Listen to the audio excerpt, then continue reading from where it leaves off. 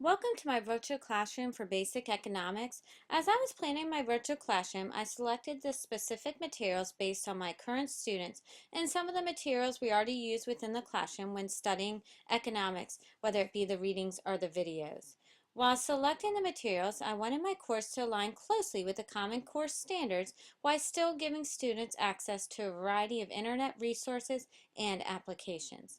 Through the progression of the course, it was very important for the students to understand the concept of economics first to be successful in the creation of their product, the advertisement for their product, and the selling of the product at the class flea market. Another aspect that I had to keep in mind was the fact that the students were at the third grade level. This had a large impact on the organization and design of the course. It needed to be very simple and easy to navigate for the students.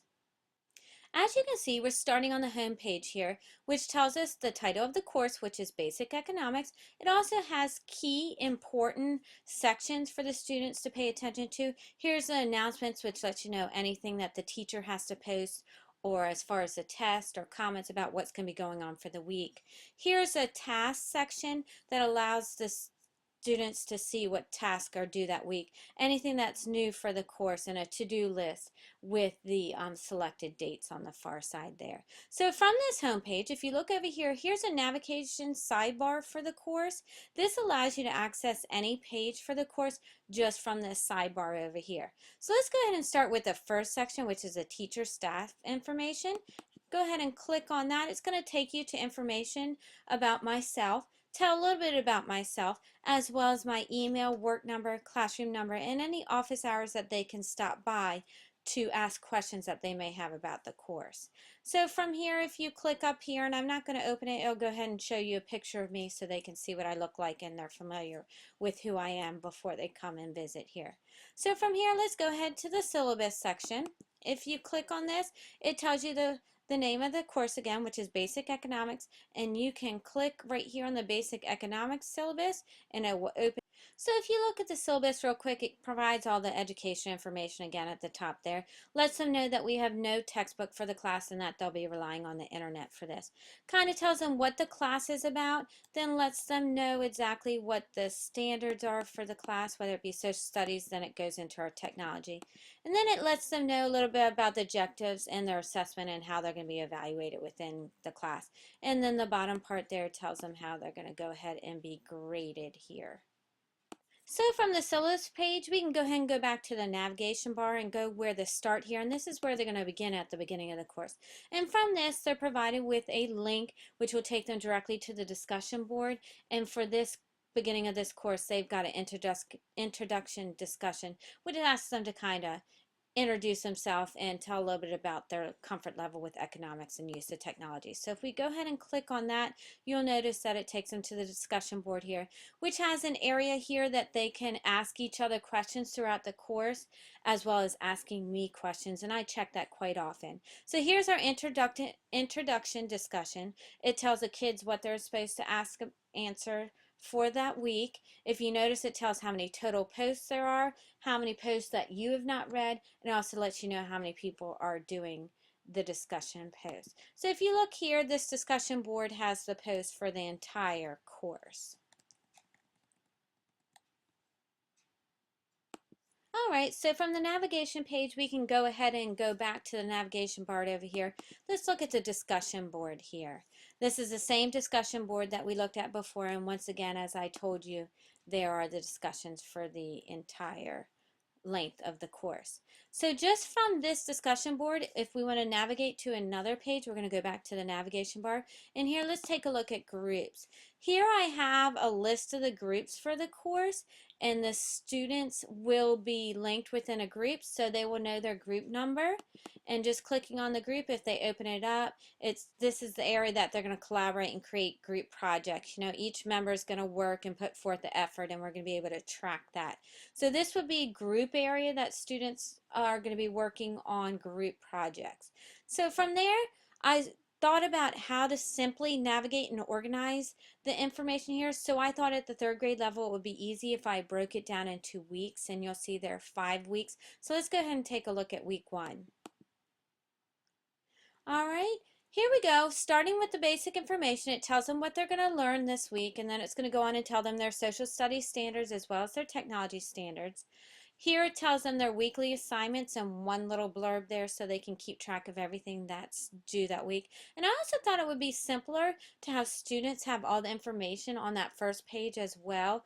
So beginning at the top, the kids are able to do their introduction discussion, and if they click on that link, that'll take them right back to that discussion board that we looked at previously. Here, if you look at the social studies link for the kids, go ahead and click on that.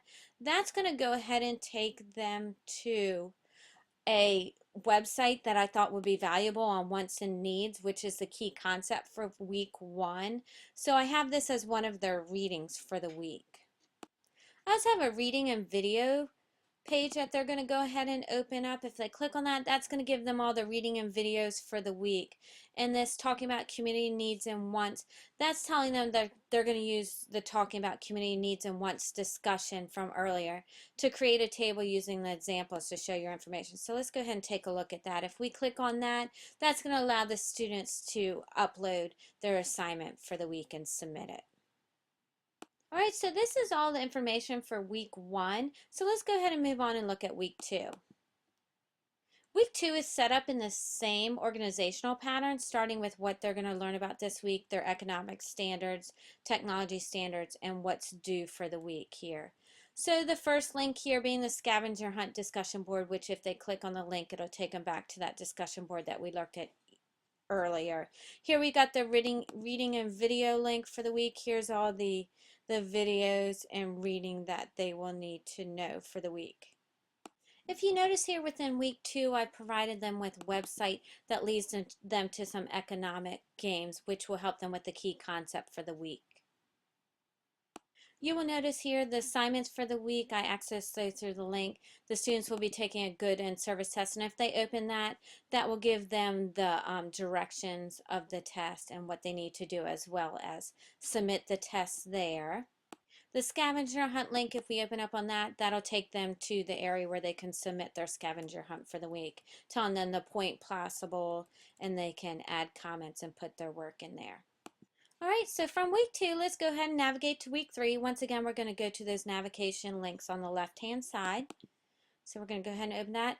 Once again, it tells them what they're going to be learning, their social studies objectives for the week, technology standards, any weekly assignments that they have, reading and videos and weekly assignments. So let's go ahead and look at reading and videos. We'll just click that and that'll take them to all of their reading for the week.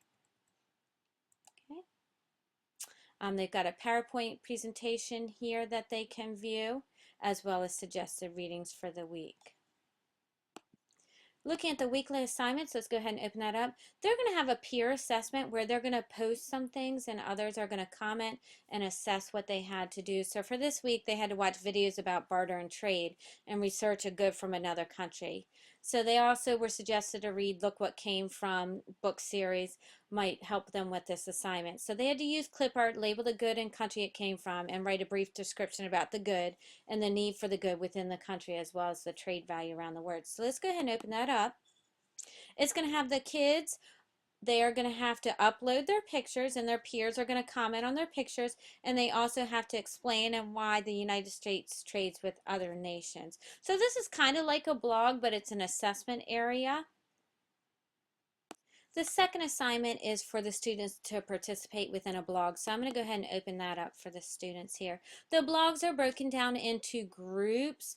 I thought it might be easier at the 3rd grade level for students to look at a small amount of people's responses rather than having 20 students' responses just on one page. So I broke them down into 4 groups, and the students will know their group number. And if they open it up, it go ahead and tells them to add their blog assessment or entry for the week, and they will be required to respond on the group members as well. Let's go ahead and move on to week 4 and take a look at that. Once again, using the navigation bar on the left, I'm going to click on week 4 and it's going to open up for us. We're going to go ahead and read about here what the week's about, your social studies standards there, your weekly assignments within this area here, and having everything accessible from this front page for the week.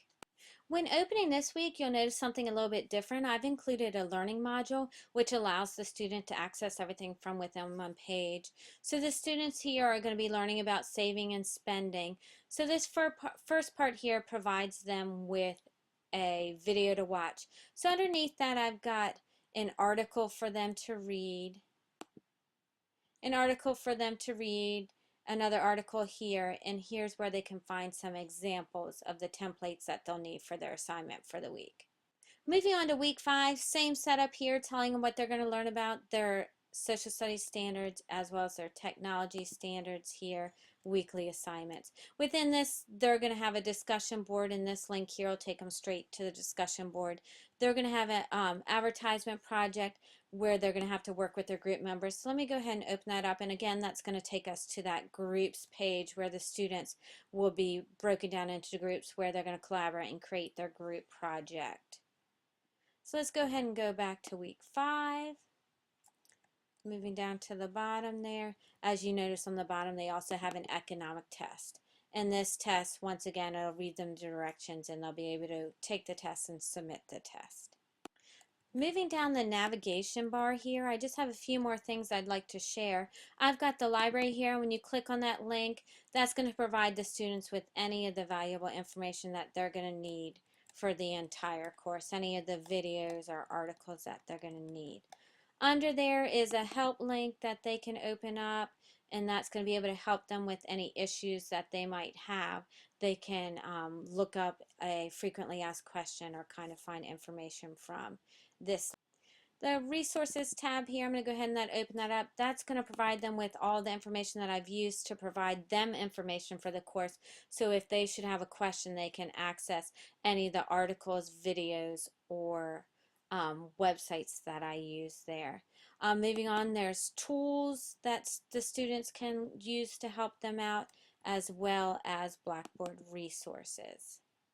And this helps them to learn how to navigate Blackboard. I found the designing of the online classroom to be a great experience because it really made me analyze the material at a deeper level and evaluate it closely to see where the material fits in best with the instruction. After reflection, I could see using this type of instruction on a smaller scale within my third grade classroom. I feel that at this age level, the students would need to be provided with clear expectations and support starting early in the school year. Teaching within a district where not all students have access to technology and internet at home, I think that I would have to have the students access this course within the classroom at school.